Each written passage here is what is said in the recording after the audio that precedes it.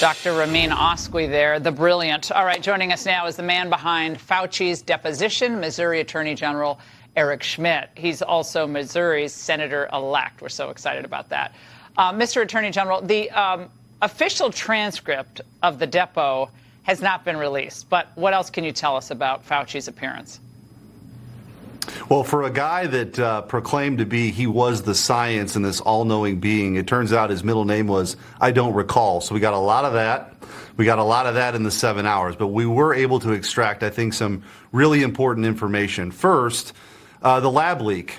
He was very well aware that this was a credible theory, much more credible than what he landed on. But they immediately went, I think because they knew they were exposed because his agency was funding gain-of-function research in Wuhan, went to discredit that and label anybody that came out with that just weeks later as a conspiracy theorist. Secondly, as far as the response, Fauci sends, along with the World Health Organization delegation, his chief lieutenant, Dr. Lane, to go there, and they witness these really extreme measures, these lockdowns that China was imposing, and they praised it. And Fauci was completely on board with that. And who knows what we might have ended up with even more extreme measures, but he was certainly on board with that and confirmed that in his deposition. And thirdly, as relates to masks, a friend actually emails him in February of 2020 asking him if she should wear a mask on a plane. And he says, basically, masks are ineffective.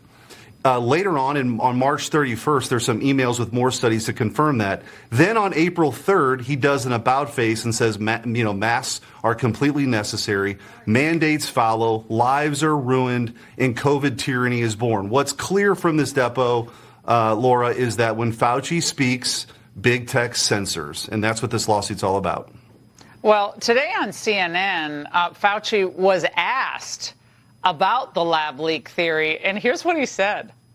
It's possible that there's a lab leak, but if you look at the viruses that the NIH funded to study bat viruses in a surveillance way to see what's out there, it would be essentially molecularly impossible for those viruses to turn into SARS-CoV-2. I can't tell you what's going on in all of China and in other things. Oh, yeah, there couldn't have been any passaging done of the virus at all. I mean, I've talked to people who are really, really smart, and frankly, we're so far ahead of the curve, it's not even funny on these issues. And they basically just say that Anthony Fauci is lying. They're just saying flat out he's lying. Your reaction there? Yeah, look. Yeah, the lab leak theory is completely plausible. In fact, it's way more likely than the animal reservoir theory that they landed on. And what's interesting is he saw different drafts of a report in a medical journal that was being sent to him in real time that got more and more critical of the lab leak theory. He's in a press conference then in March and all of a sudden proclaims that this couldn't have been from a lab leak and sort of surprises everybody because that's where most scientists sort of at the time thought was happening, considering the research that was being done in Wuhan, by the way, in a lab that didn't have the proper security protocols. It was being funded by his agency. So that's the reason why he's so dismissive. But I'll give you one other tidbit, Laura, that I think is so revealing here, is that in this deposition, the 7-hour deposition after lunch, the court reporter sneezed and said she had, allergies when he asked her questions. He wanted her to wear a mask. Okay, so here's the thing.